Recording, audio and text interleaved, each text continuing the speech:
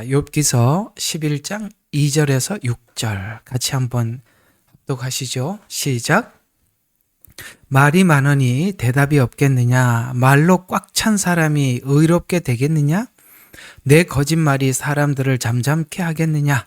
내가 조롱하면 너를 부끄럽게 할 사람이 없겠느냐? 내가 말하기를 나의 교리는 순수하고 나는 내 눈에 깨끗하다 하는도다.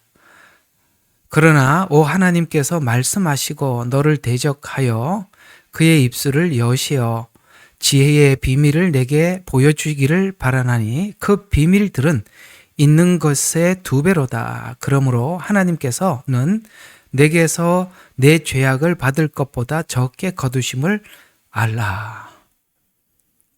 엄청 기분 나쁜 이야기예요.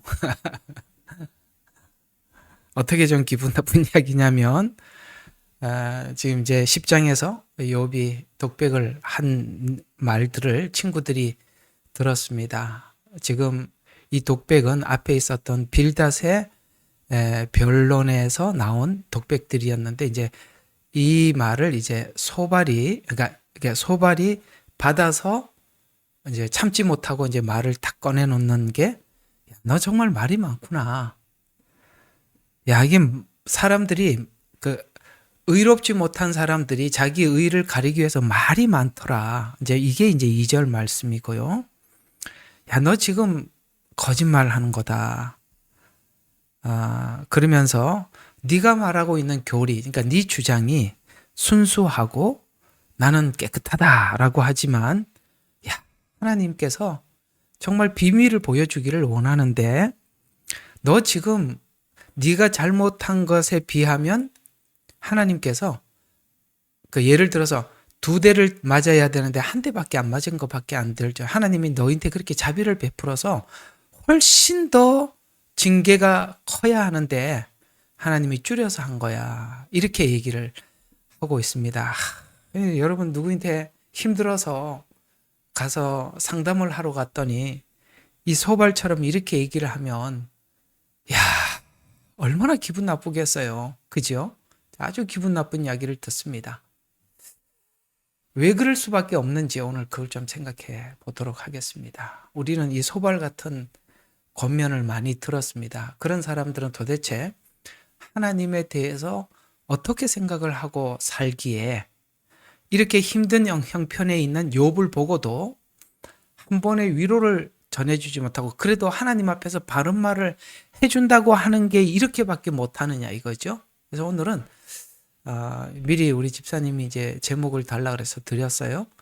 시선을 높이는 자와 높이지 못하는 자의 차이가 뭐냐. 하나님에 대해서 누구는 시선을 정말 좁게 하나님을 보는 사람이죠. 오늘 빌닷이나 소발 같은 사람들이겠죠. 그러나 하나님의 시선이 이렇게 높아져서 정말 하늘에서 하나님이 온 우주를 바라보듯이 그렇게 세상을 바라보는 사람이 있습니다. 욥은 사실 거기까지 가지는 못했지만 지금 하나님이 이제 그쪽으로 이제 이렇게 가고 있는 과정 속에 있는 거지 않습니까? 자, 오늘은 이제 이 소발의 2번째 주장에 관한 이야기입니다. 자, 우리 이제 10장은 이제 한번 다시 10장의 이야기를 한번 쭉 연상을 해보죠. 자, 10장은 욥이 이제 어디까지 온 거냐면 이제 성경을 굉장히 이렇게 연결을 시켜서 보기 시작합니다. 이제 요걸 조금 다른 표현을 하면 굉장히 이제 조화롭게 보기 시작하는 거거든요. 예를 들어서 오늘 이 소발이나 욥의 친구들은 왜 이렇게밖에 욥에게 권면하지 못하느냐면 성경을 이렇게 연결을 시키지 못해서 그래요. 연결. 이게 굉장히 중요한 거거든요. 예를 들어서 창세기에는 창조가 나오죠. 그 다음에 이제 모세를 통해서 하나님께서 우리 인류에게 가르쳐 준 것은 하나님의 율법이었습니다. 자, 창조는 창조대로 따로 설명을 하고 율법은 율법대로 따로 설명하고 은혜는 은혜대로 따로 설명을 해버리면 이 세 개가 연결이 안 되면 하나님의 말들을 여기 이제 성경 곳곳에 녹아 있는 하나님의 메시지들을 찾아낼 길이 없어요. 자, 한번 이 말이 무슨 말인지 한번 제가 설득을 여러분들한테 좀 시켜보겠습니다. 저는 지금까지 이제 근데 어떻게 하다 보니까 자꾸 저 이야기를 하게 돼서 죄송합니다. 이게 별로 하고 싶은 이야기는 아니지만 그래도 여러분들이 지금까지 들으면서 내가 지금 김 목사님한테 뭘 배웠을까라는 걸 내가 좀 정리를 해드리고 싶어서 그러는 거거든요.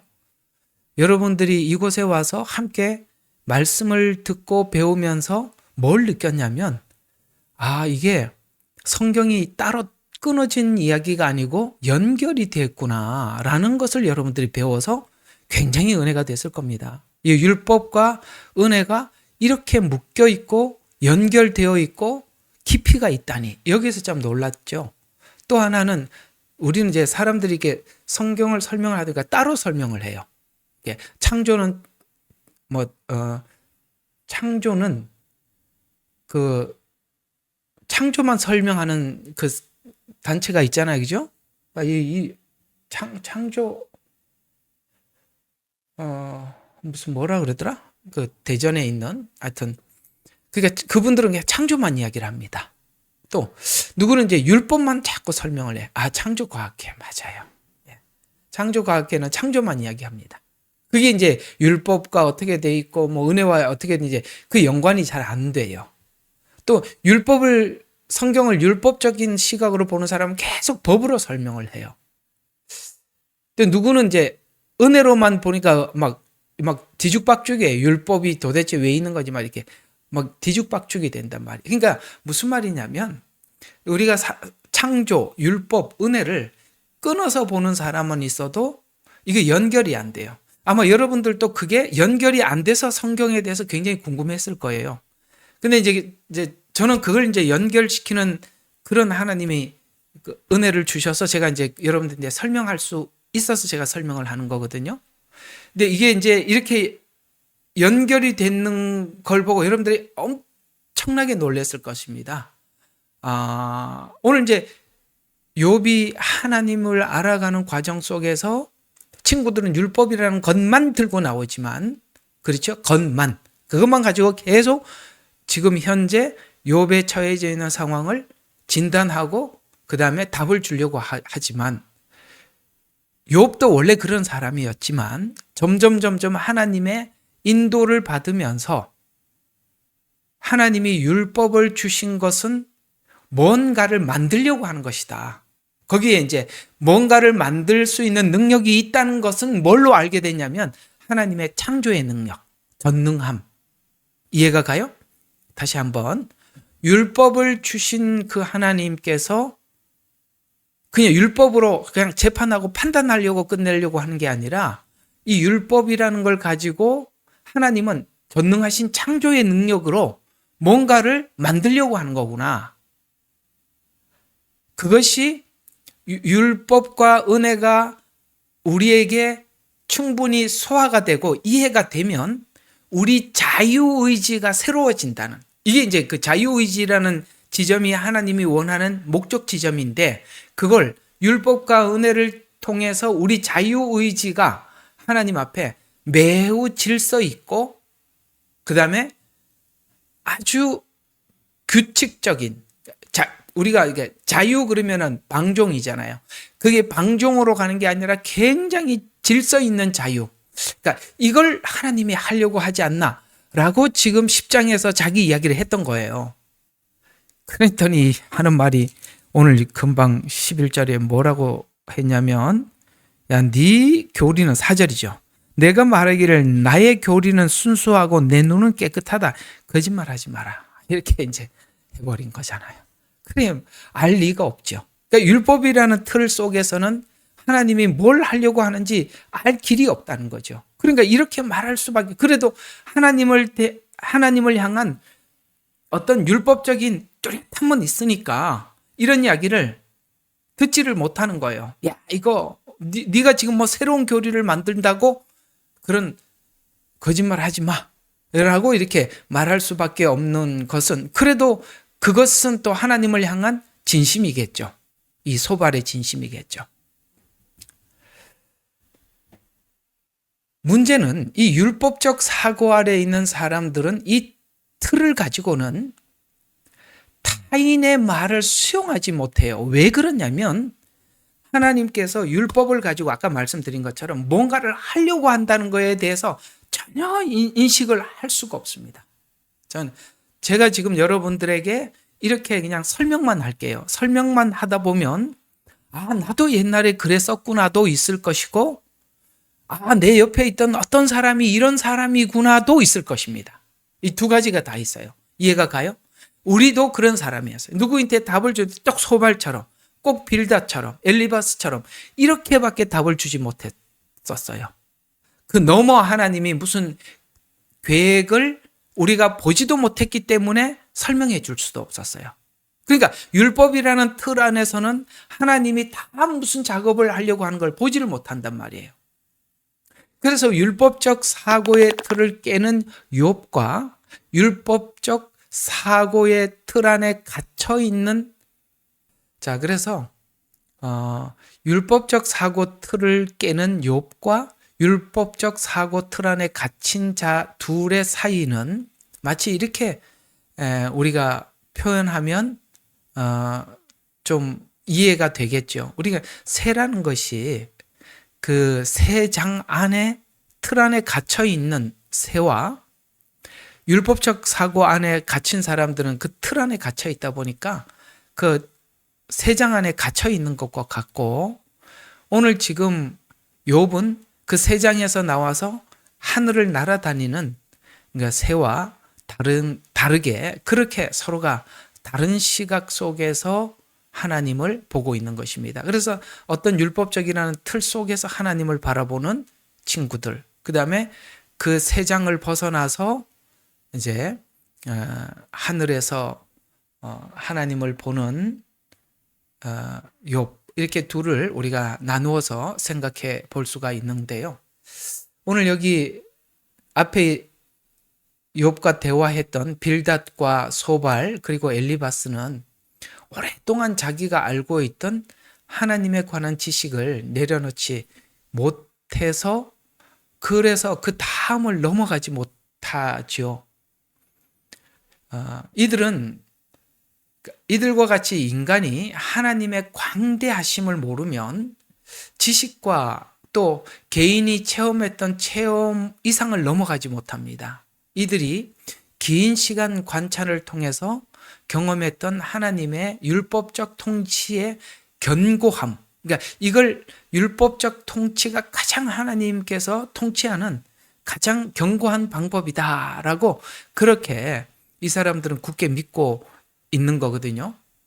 그래서 우리가 이제 오늘 여기 소발이 욥에게 한 말이 이런 말입니다. 자, 내가 지금 하나님에 대해서 지금까지 오랜 시간 관찰을 해왔는데 하나님은 그러니까 율법적 통치 아래서 잘하면 하나님께서 확장하게 해주고 잘못하면 분명하게 심판하신 하나님이더라 라고 지금까지 자기가 관찰했던 하나님은 그런 하나님이라고 딱 고정관념을 가지고 있어요.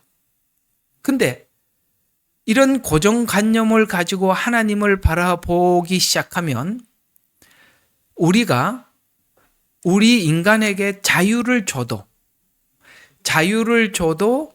하나님이 주신 이 율법적 틀 안에서 우리가 완전하게 질서를 가지고 하나님을 잘 섬길 수 있을까? 자, 오늘 이 본문이 욥의 말을 수용하지 못하는 이유는 하나님께서 율법 다음에 무엇을 해야 하는지 모르기 때문에 자기가 또 하나는 왜 이렇게밖에 욥에게 말을 하지 못하느냐면 자기가 아는 것, 그러니까 하나님에 대해서 자기가 아는 것이 그걸 꼭 붙잡고 철저하게 그걸 믿고 있는데 지금 욥이 자꾸 자기가 이해하고 있는 하나님에 대한 틀을 깨려고 들어오잖아요. 그러니까 이렇게 극성맞게 욥에게 대항할 수밖에 없는 거예요. 이게 무슨 말이죠? 우리는 주변에 이런 사람들, 그러니까 욥의 친구들과 같은 이런 사람들이 참 많이 있어요. 전통적인 교회. 우리 교회는 처음부터 굉장히 전통이 아주 있고 그 전통 중에 어떤 전통이 있을까요? 이 교회를 세울 때 어떤 사람이 하나님의 성령의 감동을 받아서 교회를 세웠고 하나님이 또 역사하셔서 하나님께서 이 교회에 하나님의 종을 보내주셨고 이 하나님의 역사 속에서 이 교회는 이렇게 성장해 왔고 그러기 때문에 지금도 여전히 하나님께서 처음 이 교회를 세우셨던 것처럼 이 교회는 전통과 역사가 하나님 안에 분명한 증거를 가지고 있다. 이렇게 하는 게 전통적인 교회. 이제 그렇다 보면은 이 교회를 처음 개척했던 목사님의 간증도 있겠죠. 하나님께서 지나가는데 그 사람이 완전히 어떤 불신자 중에 아주 유명한 불신자, 예를 들어서 불교에 심취하는 무당이었거나 이런 사람이 하나님이 느닷없이 불러서 종으로 부르고 그래서 그 사람을 변화시켜서 교회를 세우고 이런 전통적인 거 있잖아요. 역사가 있는 교회. 또 그다음에 또 어떤 교회가 있습니까? 율법적으로 완벽한 교회들이 있지 않습니까? 그죠? 틀림없이 하나님 앞에 예배에 모든 성실하고 하나님의 말씀을 지키고 이런 것이 또 종교적으로 틀림없는 행위들 이런 것들도 있겠죠. 근데 문제는 이게 전부고 자기 신앙의 자부심의 전부인 이런 사람들. 그러니까 이런 사람들은 이게 하나님을 가장 잘 섬기는 나의 신앙이라고 평생 믿고 살아왔어요. 욥의 친구들이 바로 그런 유형의 사람들이잖아요. 율법. 이걸 내가 굳게 믿고 살아왔고 철저하게 율법에 순종하는 삶을 살아온 것이 자기 신앙의 전부라고 평생 믿고 살아왔기 때문에 지금 욥이 설명하고자 하는 또 욥이 체험했던 이런 말들을 해도 이 사람들은 받아들일 수가 없어요. 왜냐하면 보세요. 우리 인간이라는 존재가 율법이라는 틀 속에서 분명하게 이렇게 살아라 라고 말씀하신 그 틀 안에서 살 때 우리는 안정감을 누리는 거거든요. 하나님이 이렇게 해라 라고 한 것을 틀림없이 할 때 내가 마음의 안정감을 누리는데 그거를 내 맘대로 하면서도 율법을 잘 지킬 수 있다. 이 말이 꼭 좀 이해를 해 주셨으면 좋겠습니다. 내게 자유를 주고 율법을 철저하게 지켜라. 자유를 주고 율법을 지켜라. 자, 여러분 어떻게 생각하세요? 자유를 주고 율법을 지켜라가 우리에게 가능한 일이라고 생각하십니까? 일반적으로. 애들에게 야, 내가 지금부터 너희한테 내가 엄마 아빠가 요번에 일주일 동안 무슨 일이 있어서 좀 갔다 와야 되거든. 근데 엄마 아빠가 있을 때 이렇게 시간표 이렇게 짜놓은 거 있지. 몇 시에 일어나고 몇 시부터 몇 시까지는 뭐 하고 그다음에 또 하나는 하루에 인터넷 보는 시간, 유튜브 보는 시간은 얼마, 그 다음에 공부하는 시간은 얼마. 이렇게 눈에서 이렇게 엄마 아빠가 옆에서 보고 있을 때는 애들이 하겠죠. 근데 일주일 동안 갔다 올 테니까 내가 지금 여기에 시간표 짜져 있는 대로 그렇게 꼭 살아야 돼 라고 자유를 주고 율법을 지킬 것이다 라고 여러분 어때요? 여러분 스스로 한번 대답해 보세요. 지킬 거라고 생각하십니까?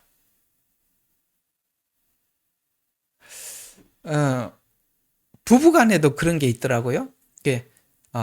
부인이 친정을 간다고 그러니까 아유 오랜만에 가서 좋겠다면서 막 속으로 그렇게 말을 하면서 속으로는 막 한 일주일 동안 살았다. 내가 일주일 동안 못했던 거 뭐 해볼까?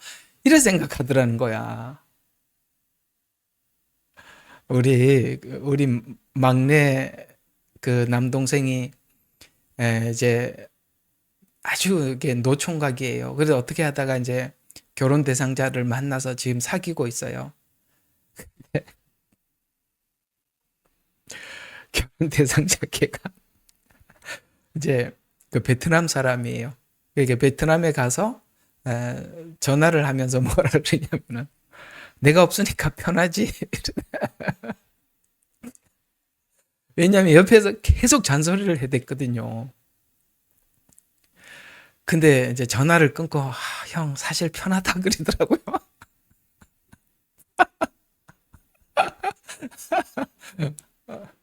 자, 한번 제가 이게 중요해서 여러분들한테 자꾸 이야기하는 거거든요. 여러분, 자유를 주고 율법을 완벽하게 지킨다. 여러분 상상 가능한 일이라고 생각합니까? 안 되죠. 우리는 분명히 안 돼. 그러니까 이 친구들이 이렇게 반응할 수밖에 없는 거야. 말도 안 되는 소리 하지 마라. 거짓말 하지 마라. 우리 인간이 가당하다고 생각하냐? 맞아요. 율법으로만 보면 이 친구들의 말이 맞는 말이에요.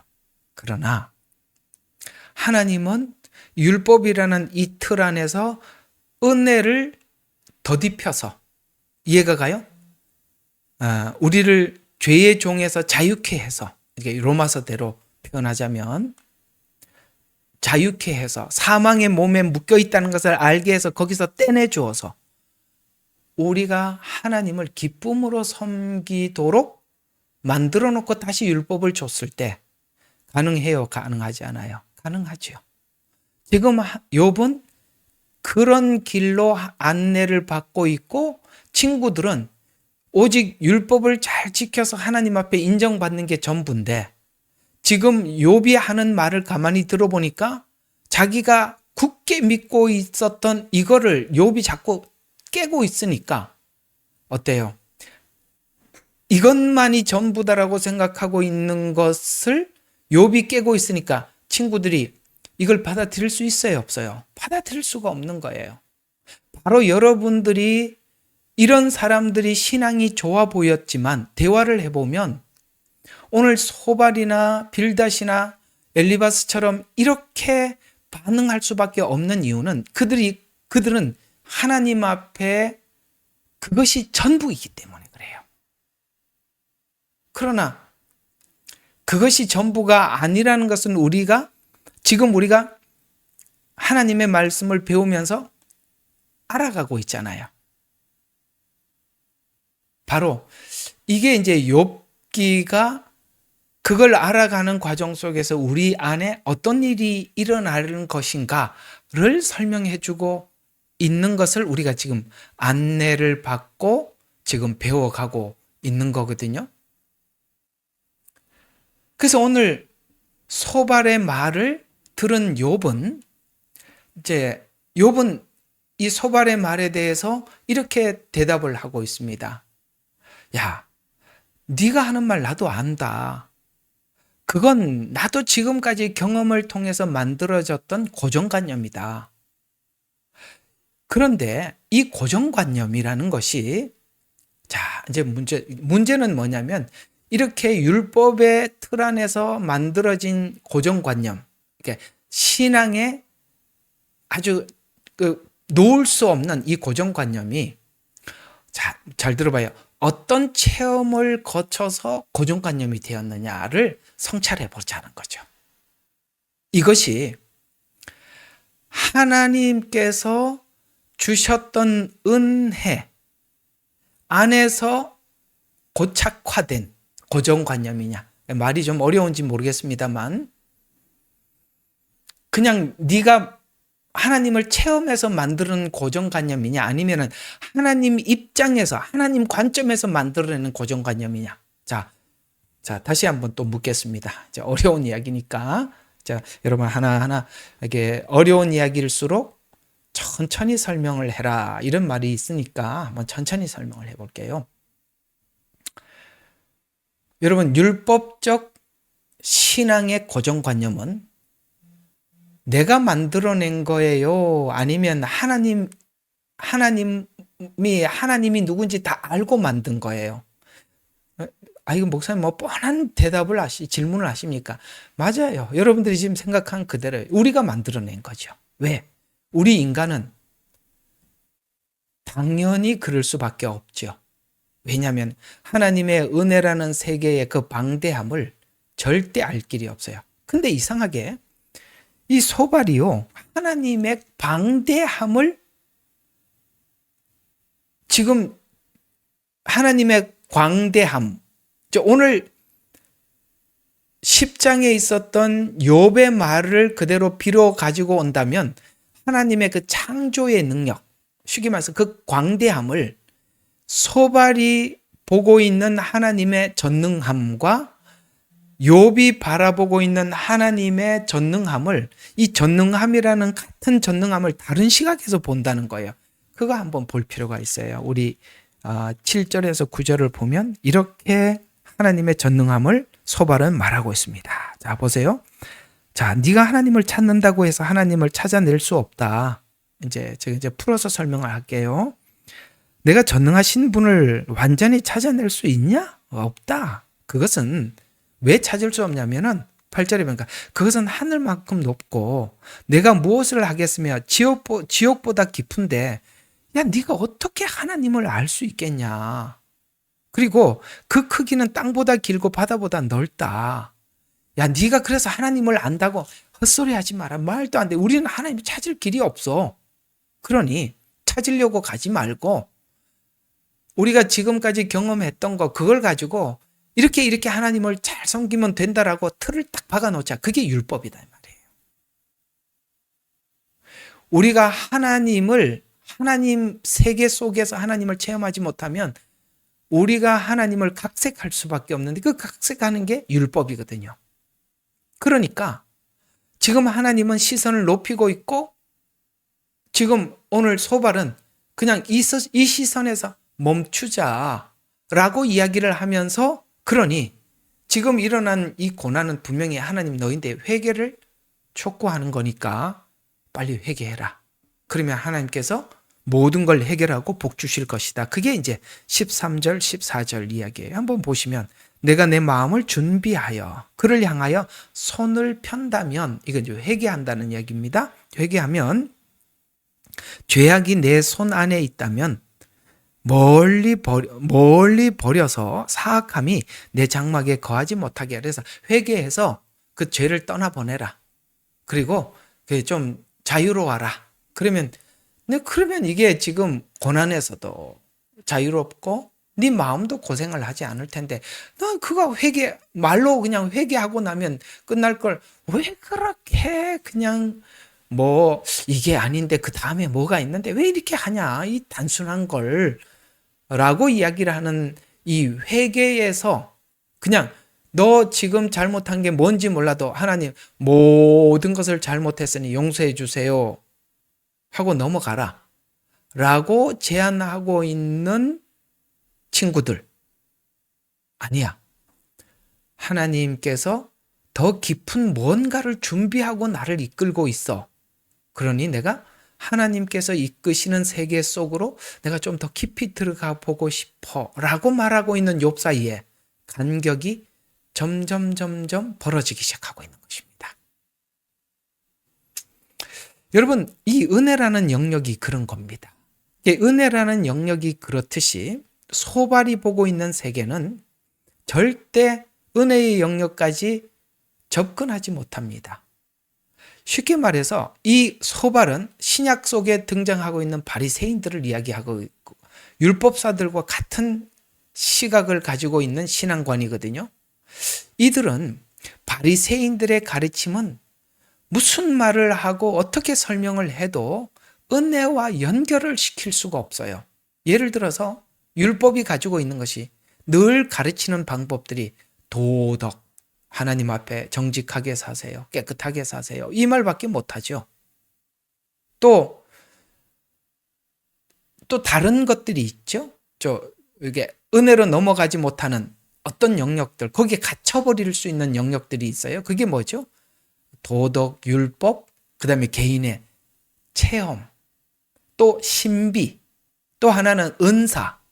이런 것들은 사실은 은혜에 들어갈 수 있도록 문 앞에까지 인도한 것이지 그 자체가 집은 아니란 말이죠. 이해가 가요? 집에 들어가려면 문을 통해서 들어가야 되잖아요. 그러니까 은혜도, 그러니까 율법도, 체험도, 신비도, 은사도 다 문이지 그 자체는 하나님의 본체는 아니라는, 집은 아니라는 거죠. 그러니까 친구들이 이것밖에 할 수 없는 것도 우리 충분히 이해할 수 있어야 합니다. 왜? 그들은 이 영역에 접근을 할 수가 없어요. 자, 그러면 사실 욥은 또 처음부터 별다른 사람이었냐? 그렇지 않았어요. 욥도 똑같았습니다. 그도 역시 율법이라는 틀 속에 있었습니다. 근데 자, 우리 한번 여기서 정리해 볼 필요가 있는 것 중에 하나가 뭐냐면, 우리가 하나님 앞에 예수 믿기 위해서 온 여러 가지, 여러분들은 전부 다 다르게 오셨다는 걸 아셔야 됩니다. 어떤 사람들은 율법이라는 틀 속에서, 이제 물론 이게 율법이라는 틀이 예수님 밖에 있다가 율법이라는 틀 때문에 하나님 앞에 온 사람도 있어요. 예를 들어서 세상은 왜 이렇게 법대로 살지 않을까? 사람들은 왜 법을 이렇게 무시할까? 이렇게 율법이라는 이 도덕과 율법이라는 이게 정직한 사람들에게 나타나는 증상인데, 도대체 신이라는 존재하는 것인가? 신이 있으면 왜 이렇게 사람들이 비도덕적인 사람들을 가만히 두는 것일까? 뭐 이렇게 하다가 예수님을 만나는 경우도 있어요. 또 누구는 체험을 통해서 온 사람들도 있어요. 여러분 공감하시죠? 여기에 각자가 이게 다 다르다. 이게 문이 달라서 그래요. 예수 그리스도라는 집은 있는데 문은 서로가 달라요. 율법을 통해서 들어오는 문도 있고, 그 다음에 체험을 통해서 오는 문도 있어요. 그 체험은 뭐죠? 치유를 통해서 병이 나았거나 기적을 보았거나 이런 경우도 있습니다. 또 하나는 어떤 사람은 은사, 신비한 경험을 하고 온 사람들도 있어요. 그러나 이 모든 것은 다 문이죠. 근데 문제는 들어와서 이것이 예수 그리스도와 접목이 되고 연결이 되어야 하는데, 오늘 친구들은 거기서 더 넘어가지 못하고 거기서 딱 틀이 강하게 형성돼 버린 겁니다. 그러니까 우리가 대화를 해보면 자기가 들어왔던 문만 주장하는 거예요. 누구는 율법, 성경을 보면 법 따지기도 하고, 또 누구는 자꾸 자기가 체험했던 이야기만 하지를 않나. 누구는 경험했던 어떤 은사, 이런 걸 가지고 하나님 앞에 사람들의 자기의 신앙을 증명하려고 하는데, 여러분 아까 말씀드린 것처럼 이건 전부 다 문에 지나지 않는데 그것은 완성품은 아니에요. 문제는 우리가 경험했던 그 들어왔던 문이 점점점 틀로 강해지게 되면 우리의 신앙이 어떤 문제를 일으키게 되느냐면, 율법의 틀이 강해진 사람들은 이 율법은 자꾸 죄를 드러나게 하다 보니까 이것이 죄고 이것은 죄가 아니고, 또 사람들이 고난받는 것도 죄의 결과고, 이런 것에 대해서 계속 그런 시각으로 사람들을 보다 보면 모든 문제들을 회개로 마무리하려고 그래요. 여러분, 회개로 마무리하려고 하는데 문제는 이 율법 안에 매여 있는 사람들의 회개는 언어적 회개입니다. 말로만 회개하지 본성이 바뀌어지는 것까지는 해결할 수 없어요. 본성이 바뀌려면 은혜가 들어가야 되는데 은혜를 넣을 길이 없으니까 굉장히 언어만, 늘 말로만 하나님 앞에 회개하고 끝이 나더라는 것이죠. 그러니까 신앙의 한계를 넘지 못하는, 아까 말씀드렸던 새장에 갇힌 새가 되고 마는 것입니다. 또 하나는 어떤 사람은 체험이라는 문을 통해서 예수님께 들어왔어요. 그런데 이 체험은 각자에게 하나님의 살아계심을 보여준 것뿐인데, 체험을 하면 마치 하나님이 자기 소유가 된 것처럼 착각한단 말이에요. 아니에요. 체험은 하나님을 열어준, 하나님이 하나님 되심을 열어준 것에 불과한 것이지, 그 체험 자체가 하나님을 소유한 것은 아닌데 소유한 것처럼 얘기를 해요. 그래서 나는, 내 안에는 주님이 계신다, 나는 주님과 동행한다. 아니요. 그건 이례적인 경험에 불과한 것입니다. 은사도 마찬가지죠. 우리가 은사를 가지고 체험을 했다 하더라도 그거는 본질이 아니라는 것이죠. 오늘 이렇게 얘기를 듣고 나니까 여러분들이, 이 친구들이 욥에게 답을 주지 못하고 이렇게 헤맬 수밖에 없는 이유도 자신들이 지금까지 이해했던 전통과 체험을 통해서 확보한 율법을 하나님 전부, 그러니까 하나님에 대한 전부로 생각을 하고 이게 하나님의 전부다라고 절대화해서 아까 하나님의 그 광대하심에 접근을 하지 못하더라는 것이죠. 접근을 하지 못하더라. 지금 욥이 지나가고 있는 이 지점은 욥은 지금 친구들이 가지고 있던 똑같은 시각을 가지고 있었었는데 지금 하나님께서 이 틀을 깨고 아니야, 신앙이란 우리가 하나님이 주신 법을 잘 지키는 것으로만 전부가 아니라 하나님과 깊고 깊은 관계 속에 있지 않으면, 자, 이제 관계로 가고, 지금 욥은 관계로 가고 있고 이들은 율법이라는 틀 안에서 멈춰 있다고 했죠. 그러면 우리가 이제 이걸 하나 쓱 발견하게 되는데 그게 뭐냐면, 에덴 동산에서 아담이 왜 선악과를 따먹었는지 이유가 드러나고 있습니다. 이유가. 그건 여러분들이 제가 설명하고 있는 이 설명을 통해서 상상을 개개인이 좀 해보시기를 바랍니다. 왜 먹었을까? 이게 숙제로 남겨놓겠습니다. 설명을 하려니 복잡합니다. 다음을 설명할 수가 없어서 이 정도는 여러분들이 유추를 해낼 수 있는 이제 실력을 갖추셔야 하기 때문에 그렇습니다. 자, 그러면 오늘 이야기를 우리가 한번 딱 정리를 해볼게요. 자, 틀에 갇힌 사람들. 그 다음에 그 틀을 깨고 있는 사람. 그게 이제 성경에 이렇게 우리에게 말해주고 있습니다. 자, 예수님께서 사역을 쭉 하시다가 마태복음 16장쯤 와서 어느 날 제자들을 불러 모아놓고 어떤 질문을 하셨던 거 생각나십니까? 그 유명한 16장. 주는 그리스도의 살아계신 하나님 아들입니다. 그 신앙 고백, 엄청난 신앙 고백했던 그 자리. 그때 예수님께서는 그 고백을 듣기 전에 이런 질문을 사람들에게 했습니다. 야, 사람들이 나를 누구라고 하더냐? 라는 질문을 던지십니다. 이게 무슨 뜻일까요? 너는 성경이 무엇이라고 생각하느냐? 이렇게 묻는 질문과 같지요. 그때 사람들은 욥 친구들과 같은 대답을 합니다. 마태복음 16장 13절과 14절에 보면 누구는 침례 요한입니다. 이렇게 얘기를 합디다. 또 누구는 엘리야, 누구는 예레미야, 누구는 선지자 중 하나라고 이야기하는 소리를 들었습니다. 라고 보고를 합니다. 이게 무슨 뜻일까요? 누구는 왜 예수님을 침례 요한이라고 했을까요? 이건 예수님은 회개를 외치는 설교자라고 생각했어요. 왜요? 침례 요한이 회개하라 천국이 가까웠다라고 외쳤거든요.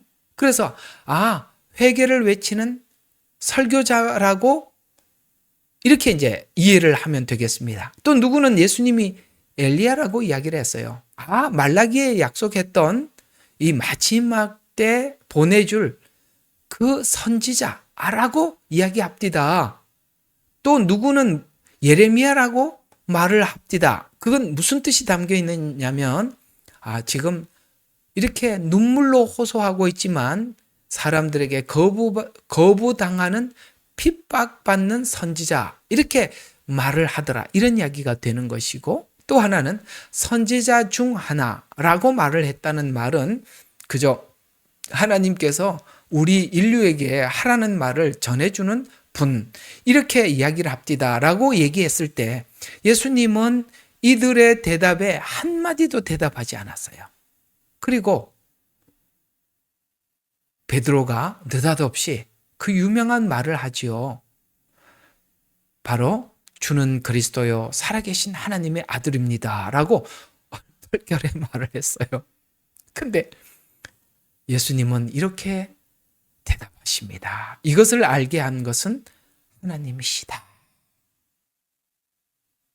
무슨 말일까요? 자, 욥기에다가 그대로 갖다 붙여보겠습니다. 친구들이 지금 이렇게 얘기하는 것은 대중들이 말한 것과 똑같습니다. 침례 요한, 엘리야, 예레미야, 선지자 중에 하나. 욥은 하나님을 율법 속에 갇혀 있는 심판자. 잘하면 상 주고 잘못하면 벌 주는 요런 속에 갇혀 있어요. 침례 요한, 엘리야, 예레미야 선지자 중 하나 이렇게 갇혀 있지만 지금 살아계신 하나님의 아들입니다 라고 고백하는 것은 너도 이 무리들이 대답하는 것처럼 대답할 수밖에 없는 사람이었지만 하나님께서 알려주셔서 열어주셔서 네가 이 고백을 하는 것이다. 욥이 지금 하나님이 열어주셔서 이 고백을 하는 것 같은 자리로 이끌림을 받고 있는 겁니다. 이해가 가세요? 베드로와 욥은 같은 처지에 있는 것이라는 것이죠. 하나님이 지금 하나님의 은혜의 세계로 욥을 이끌어가고 있는 것, 마찬가지로 하나님이 알게 해 주고 있는 것이다. 바로 요 지점이 욥과 친구들의 차이가 나는 지점입니다. 누구라도 여러분 누구라도 하나님이 이끌지 않으면 전부 다 욥 친구들처럼 하나님을 그렇게 가두게 되는데 하나님이 이끌어야 오늘 베드로의 고백처럼 이 고백을 하는 자리로 가는데 성경이 이렇게 말을 합니다. 성령이 아니고는 너희가 하나님을 아버지라고 부르지 못한다고 했어요. 누구나 하나님을 아버지라고 말하지 못합니다. 주는 그리스도의 살아계신 하나님의 아들이라는 이 고백을 누구도 할 수 없습니다. 그렇다면 여러분들의 신앙 고백은 어떻습니까? 하나님이 이끄셔서 하게 된 고백이다라고 오늘 11장의 소발의 이야기와 욥의 독백을 우리가 둘을 합해서 정리를 해보는 것입니다.